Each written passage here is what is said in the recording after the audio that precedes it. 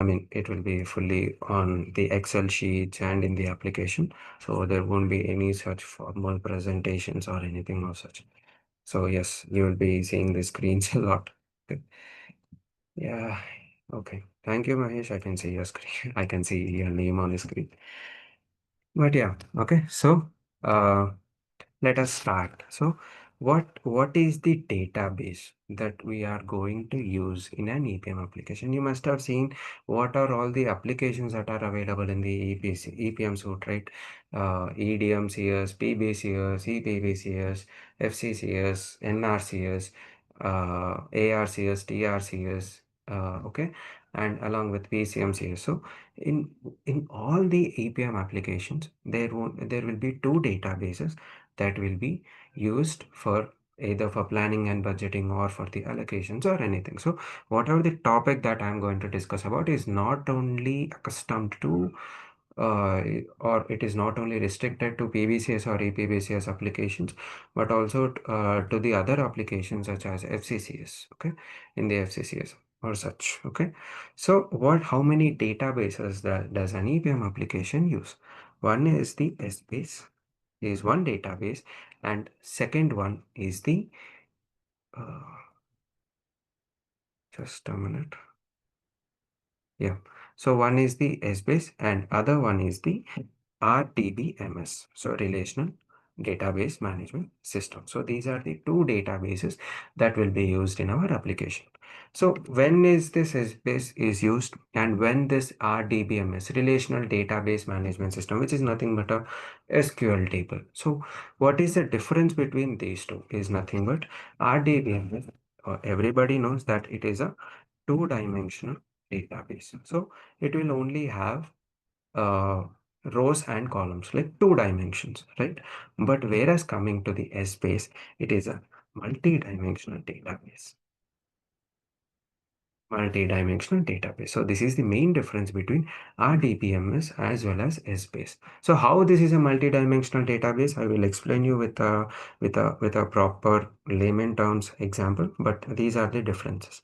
And in the EPM application, Essbase is used to store only numbers like integers, decimals, okay, big decimals. So whatever it is, Essbase is only used to store numbers. But whereas in EPM, RDBMS is used to store non-numeric data, okay, and it is also used to load data from an external systems. Okay. So in the EPM application, RDBMS is used to store the non-numerical data as well as whenever if we are integrating any data, okay, any source to the EPM application, for example, per se, uh, okay, per se, if we are integrating the application with a Fusion application or an SAP application, what the process will be is first, whatever the data that is available from the source will be taken into an SQL table. And from the SQL table, the data will be pushed to the Essbase, that is to our EPM application database. So for that intermediary purposes, we will be using this RDBMS. Okay. So this one is one important question. So how many databases that we are going to use in RDBMS? Sorry, in the EPM, that is two. One is Essbase and second one is RDBMS. And per se, if the interviewer asks, what is the full form of Essbase? You can say that Essbase full form is Extended Spreadsheet Database. So full form of Essbase is Extended Spreadsheet Database. So this is the full form of Essbase. So how many databases that we are going to use? One is RDBMS and the second one is the Essbase. So these are the two ones majorly. Okay, so please make a note of this. Of course, the recording will be sent. No problem on that. Of course. Okay. Now let us see how what I mean to the people who are new to this EPM domain and who are new to this terminology word called Essbase, they might be confused about the multi-dimensional database. Okay. So what does this multidimensional means? What is the need of it? How come Essbase is how this multidimensional database is adding weightage to the real world? How this database is uh, covering to the main to the ERP accounting world. So let us see how this multidimensional database is used in the real-time EPM application. For example, let's not go into the organization levels and first, okay, let us take a layman example. Okay, for example, um, there is an organization which is manufacturing bottles, lunch boxes like Tupperware. Okay, let us take Tupperware as an example. Okay, so Tupperware, what it does? It is a product-based company. It is manufacturing the product. Okay, it is manufacturing the product as well as it is also manufacturing lunch boxes and everything. So they are manufacturing and they are selling, right? So let us consider Tupperware. Okay, for example, in this company, in this company called Tupperware. Okay, Tupperware is selling many products. Okay, so what products are there? Let us consider some products like product one. So Tupperware is selling product one. There are five products that Tupperware is selling. Okay, Tupperware is selling five products in three different locations. Okay, for example, they have branches in three different locations, which are nothing but location one, okay, location one, location two, and location three. In three different branches, they are selling these five products. Okay, and they want to track how much revenue they are getting from each product. Okay, correct. So that can be called as an account. So they have something called in the income statement. If you see in our second demo, we have seen that we have made a salary as a revenue, and then under the expenses we have something called rent expenses, and then transportation, fuel expenses. We have added something, right? Those are called accounts. Accounts can so in the layman language, account can be termed as uh, the line items, the items which will provide you the enough information, which will provide an enough information on the amounts that you are seeing. So for example, if you are seeing 1,000 somewhere, okay, so if you are seeing 1,000, so what does the 1,000 means is what tells you is what an account tells you. So if it is a revenue, if I tag revenue, if you are seeing revenue and 1,000, what does it mean? It means that okay, a certain organization has made 1,000. And if it is an expense, if you are seeing expense and 1,000, what does that mean? So an organization has spent some $1,000 or 1,000 rupees or 1,000 pounds as their expenses. So the line item, which will give you enough information on the amounts or the transactions are called the accounts. Okay, so in the account, I'm taking something called product revenue. So Tupperware has an account called product revenue where they are tracking how much revenue they have generated by selling each product in each different locations. Okay, so we have these things. So now here let us see, okay, how the data will be stored, by which based on the data, how data is storing, you can get the definite understanding on what is actually meant by a multi-dimensional database. Okay, in an Essbase, okay, the data is always stored in the form of combinations. Okay, data is always stored in the form of combinations. Okay, so this is one thumb rule that you need to remember. Okay, to the people, especially to the people who are new to this EPM domain. So how the data is stored in the form of combination. So eh, so how many products does Tupperware has? Five. How many locations does it have? Three locations. And how many accounts does it has? One. So if I ask what are the possible number of combinations, what we will be saying is 5 into 3 into 1.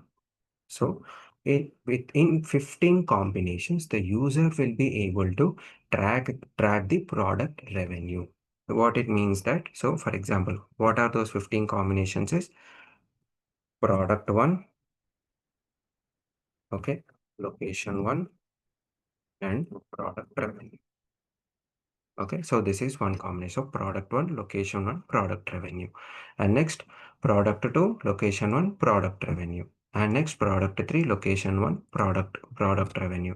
Product 4, location 1, and product revenue. Product 5, location 1, product revenue. So if you look into each and every combination, you will get to see there are total 15 maximum number of combinations that you can have. So similarly, like product 1 to 5 for the location 1. Okay. So next, same for location 2. Okay. Same for location 3.